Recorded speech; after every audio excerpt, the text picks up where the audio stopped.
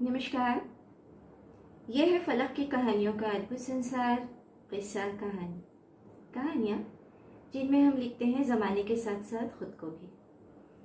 मैं हूँ किशोर अंजुम और लेकर आई हूँ आज आपके लिए अपनी लिखी एक रचना जिसका शीर्षक है कसूर किसका। सुबह से अली साहब की बेगम की तबीयत नासाज थी। रिटायर्ड तहसीलदार अली साहब के अब्बा जी क्लास 1 प्रशासनिक ऑफिसर थे। अली सबसे बड़े और नाजों में पले हुए वली अहद थे। अचानक उनके वालिद की मौत हो गई, जिसने उन्हें यतीम और जिम्मेदार बना दिया। कहाँ तो वो आगे की पढ़ाई के लिए इंग्लैंड जाने वाले थे और कहाँ उन्हें अपने अब्बा के बदले मिलने वाली नौकरी पर गुजारा करना पड़ा। वक्त के साथ समझौता करते हुए सब्र शुक्र से जो भी नौकरी मिली उन्होंने की। अपने भाई बहनों की परवरिश की, उनके घर बसाए। वक्त गुजरता गया।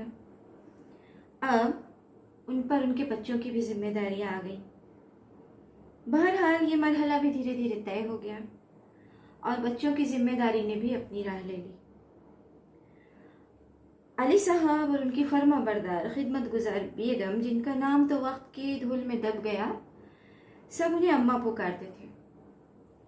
यही दोनों जिंदगी की शाम में बचे रहे। बेटों को बहुएं ले गईं और बेटियों को दामाद।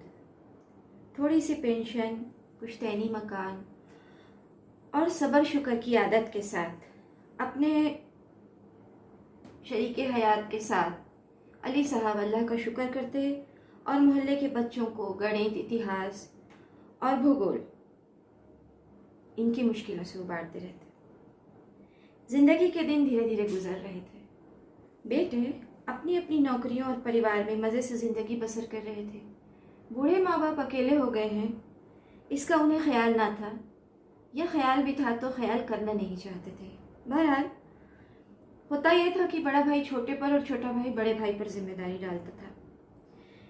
बेटियां तो फिर पराई ही होती हैं, तो इस पर दोनों दामाद माशाअल्लाह ही थे। मजाल है बीवियां अपने माँ बाप के लिए अपनी मर्जी से कुछ कर सकें। ना तो उनको उनकी खिदमत की ही इजाज़त थी और ना ही उन पर कुछ खर्च करने की। कहने का मतलब यह था कि अली साहब के चारों बच्चे पराए हो गए थे। अब जो कुछ थे दोनों मियाँ बीवी ही एक दूसरे के लिए थे। एक बार महीने की शुरुआती किसी तारीख को अली साहब बैंक जाने निकले।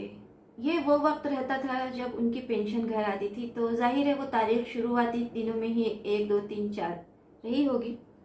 अली साहब ने अपनी शेरवानी पहनी, फर वाली टोपी लगाई और बैंक के लिए निकले अपनी पेंशन लेने।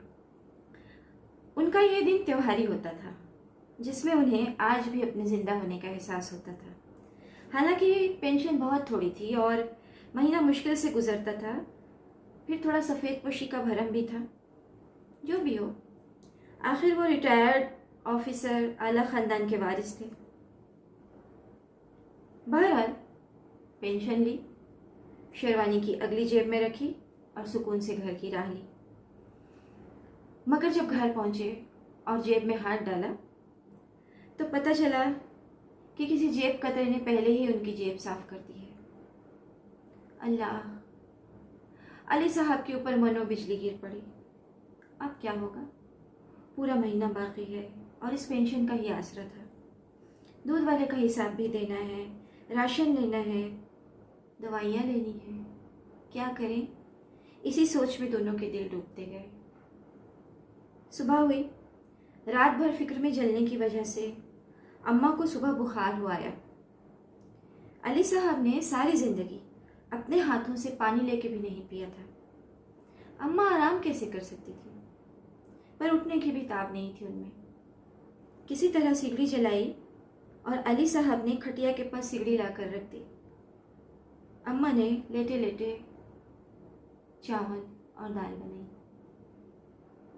सारी जिंदगी दूसरों को बांटकर खाने वालों के लिए आज खुद के लिए निवाले का इंतजाम करना मुश्किल हो गया था। आज तक किसी के आगे हाथ नहीं फैलाया था। या अल्लाह, ये कैसा दिन दिखा दिया तूने।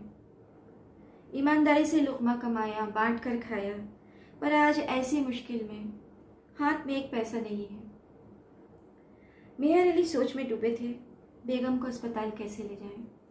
बुखार बढ़ता जा रहा था। दरवाजे की कुंडी खड़की। लगता है कोई आया है। सामने छोटे बेटे अपनी बीवी के साथ खड़े थे। अली साहब खुश हो गए। उनका ये बड़ा बेटा अफसर था। उन्हें राहत महसूस हुई। अब बेटा आ गया है, ऐसी मुसीबत में अल्लाह ने इसे भेज दिया। उन्होंने अपने बेटे को अपनी तकलीफ बताई। बेटा खामोश हो गया। कुछ पल की चुप्पी के बाद कहा कि अब्बा, मेरे ससुर साहब बीमार हैं, मैं तो उनके घर आया था। मेरा हाथ तंग है, उनका इलाज भी तो कराना है। आप भैया को ख़त लिखो। छोटी बहू ससुर से तो कुछ नहीं बोली, पर अंदर जाके अम्मा की खूब खबर ली। यह भी ना देखा कि बूढ़ी सास बुखार में तप रही है। एक मुंह से 1000 बातें सुनाई और दोनों मियाँ बीवी ये जा और वो जा।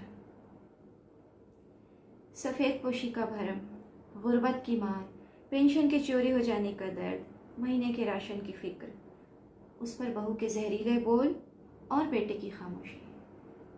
एक बूढ़ी औरत कितना बर्दाश्त कर पाती। ये वही औरत थी जिसका भंडार हमेशा खुला रहता था, सबकी मदद करती और बेसहारों को सहारा देती।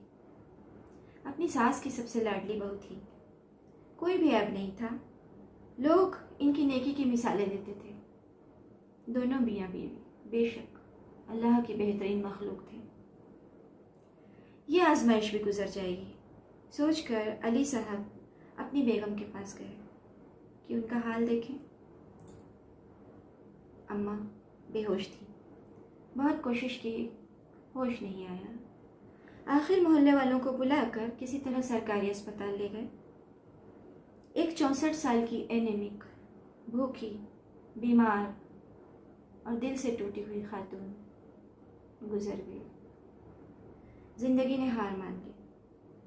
वो माँ कमज़ोरी की वजह से बीमारी से लड़ न सकी, जिसके दोनों बेटे अफसर थे, जिसकी दोनों बेटियां खाते पीते घर में ब्याही थी। अम्मा गुजर गई। बताइए कसूर किसका? ये कहानी इतनी ही। अभी आप सुन रहे थे फलक की एक मेंबर किश्वर अंजुम यानी मेरी लिखी हुई कहानी कसूर किसका। ये है फलक का चैनल किस्सा कहानी। फिर मिलते हैं किसी और कहानी में, तब तक के लिए विदा।